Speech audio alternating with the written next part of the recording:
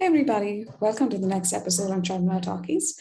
In this episode, I will be talking to Maya Shallouf, who's the engineering manager with GoTo/LogMeIn, based out of the Germany office. Today, we will be talking to her about her experiences and some of the tips about her career growth that she's had over the period of time. Let's get started. Thank you. Hey Maya, good morning. Thank you so much for agreeing to talk on my show. Welcome. Good morning, Sharmila. Thanks for inviting me. You're most welcome, Maya. I know this is a Friday morning for you. Thanks for taking time off, and you look pretty with those dangling earrings of yours. Thank you very much. Thanks a lot. And I hope you're having a nice Friday as well. Yeah, it's a long weekend. So yeah, looking forward for it and a great start, I guess. Yes. Yeah. So quickly, Maya, you've been with the LogMeIn team and we worked together a couple of times just before I had to quit. So maybe we can just get started with a quick introduction about yourself. Yeah, as you mentioned, Sharmila, my name is Maya.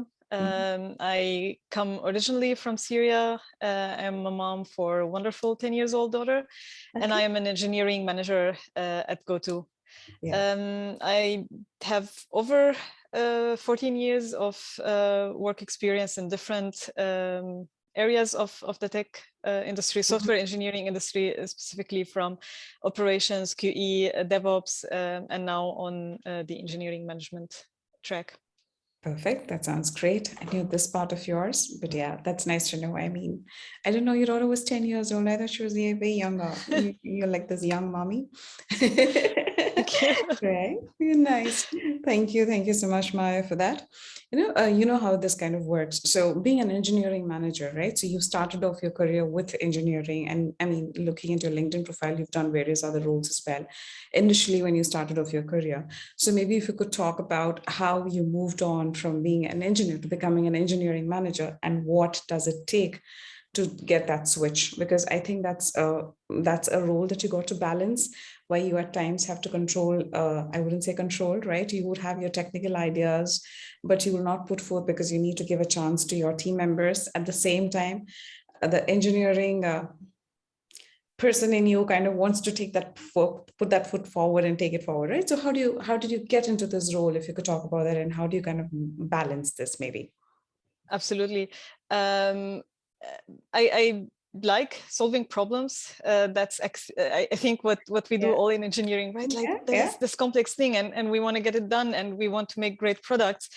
And being an engineer, it's all about finding the right tools. It's about collaborating, making the best choices, maintenance. And as I started growing also in my engineering career, I always had this increasing sense of what excellence means in terms of products, and mostly I think it's about execution, and that's something that became very clear to me while in my previous role as a DevOps engineer. And I think the reason why I wanted to move into management, I think I wanted to scale. So this vision of let's do things differently, or let's try this. I wanted to have more responsibility, more influence over how things not done, but where things are heading, in which style of execution we want to have. So these were sort of the drivers at that point in time. And I remember as I was thinking of this career switch, I was asked, like, are you really sure you want to do this? Are you not stretching yourself too thin? And I think it's on the contrary, being comfortable where you are is a sign that it's time to move on. Right. So always taking on new challenges to grow. Nice. Go ahead. You were about to continue. Just wanted to say, and that it's actually a total different experience. So a total different perspective from being an individual contributor to being a manager.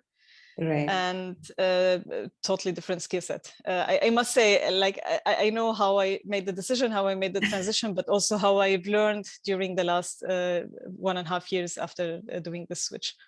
Right, Maya. I think that part of it, I mean, some bit of it I do understand because of working with you, right? How you're like on to when there's a problem. I think that's when I kind of approach you, right? When there's an issue that we notice and stuff, right? You're like immediately jumping on and on it, and you don't kind of give it up until it's kind of resolved and we get it moving to what it was actually, right? So this whole Exactly. switch, right? I get the career growth and all of that stuff.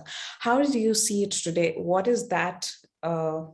Well, I don't know what is the right word to say, right? The thin line of reference between holding back your engineering skills versus being an engineering manager, right? How do you kind of Yes. play that role? It's like walking on a rope sometimes, is what I feel. Um, I think like the main difference is as a manager, you're not personally doing the work or not doing all the work. And it takes also a bit of humility to recognize that no one can be the know-all. Right. So I work with great teams who are experienced in the field, and I totally appreciate also learning a lot from them. And I think what the role has changed to is actually showing a destination, like showing where we're going, why are we doing the things we're doing, where do we want to head eventually, and why. And that sort of also prevents this micromanagement, because you trust also that the team in the same direction, in their own speed and in their own knowledge and skills, and everyone is bringing themselves. And eventually we meet at the vision point or at the target point where we're all going. Obviously that bit of asking every once in a while, are we still heading in the right direction? Are we still doing the right things? But not saying like, I know it all, just ask me and I'll give you all the answers. Yeah, But yeah. it's really enabling and empowering the team to be able to do their best, because everyone comes to work and wants to do a good job. Nobody goes to work and say, okay, today is going to be the day where I'm going to do bad. But the environment around individuals should support them to actually achieve also personally the Right. satisfaction of work that they're looking for. Yeah. Amazing, Maya. I think the most powerful statement that you mentioned was enabling and empowering the team to deliver, right? I think that is so crucial as a manager or as a leader, right? So instead of, okay, come to me, I know it all, kind of feeling that you kind of give the team members, enabling and empowering is key, I believe. And I think you're absolutely doing that great. Thank you Right. very much. Great, Maya. I think you're one of the very few women, like especially in the engineering area, at least as much as I'm aware, especially in the current company that you're with, not me slash GoTo, right?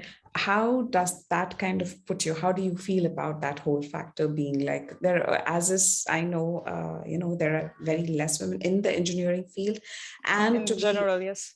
in general, right, and to be a manager in that area. Um, how does it what does it make any difference for you, or is it just like another role, or how do you think about what is your take on this? um I mean, I wouldn't say I've never given it a thought. Like, is this, for example, is this situation has anything to do with me being a female in engineering Uh-huh, or not?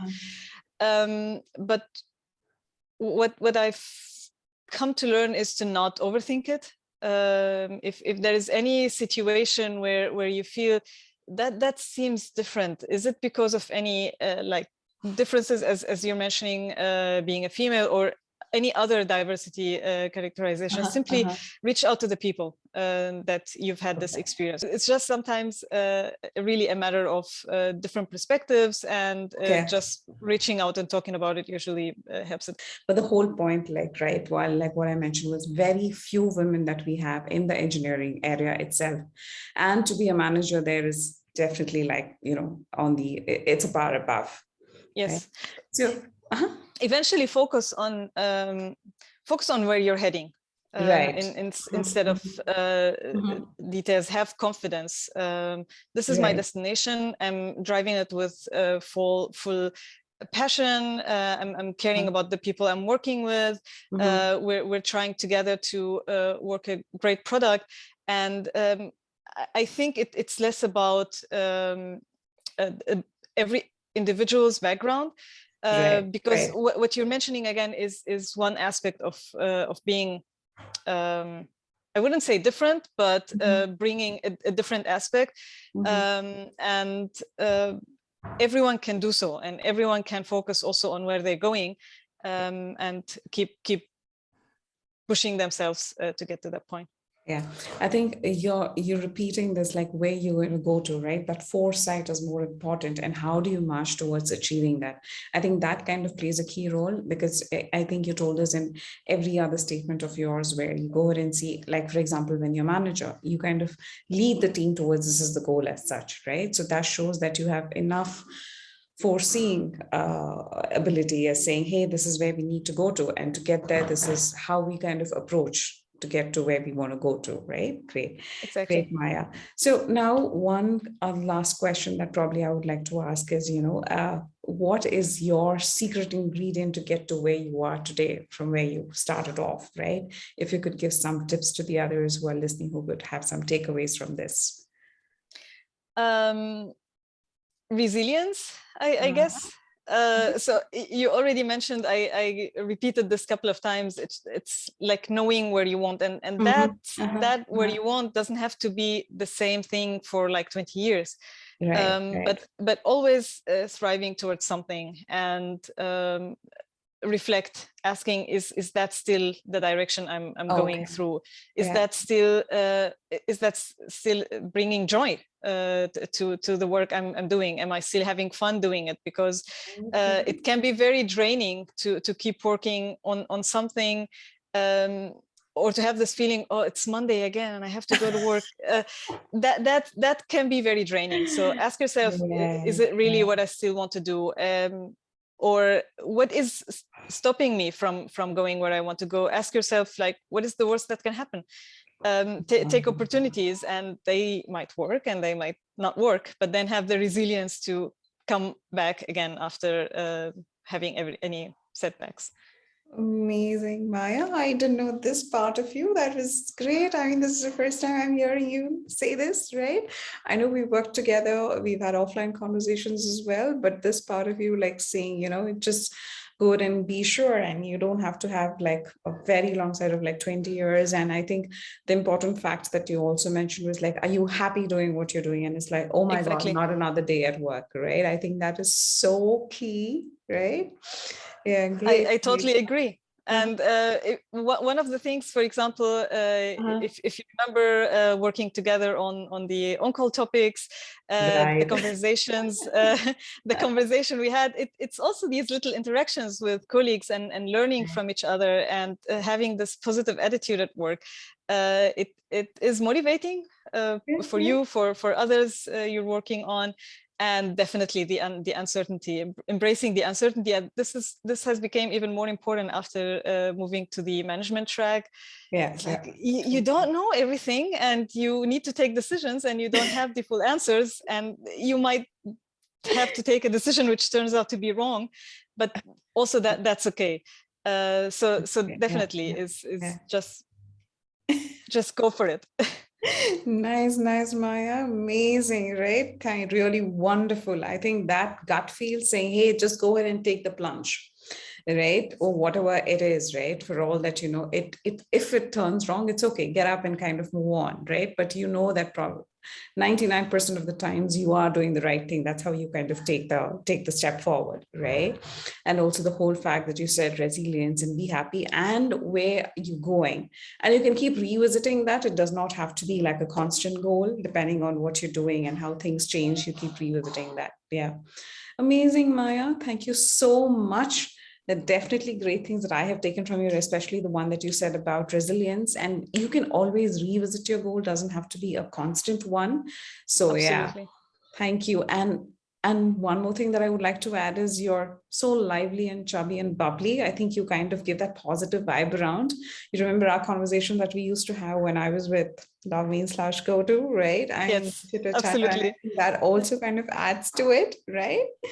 Great. I miss working with you, Maya, but great having known you and still staying connected. Thank you so much for this. Thank you also for inviting me. I've watched also a couple of videos, and I have to say, Shamila, you're a great host. So I'm also very happy to be here. Thank you so much, Maya. Wish you all the very best in your career, and hopefully I talk to you soon again. Thank you so Thank much for you. your time. Bye bye. Bye bye.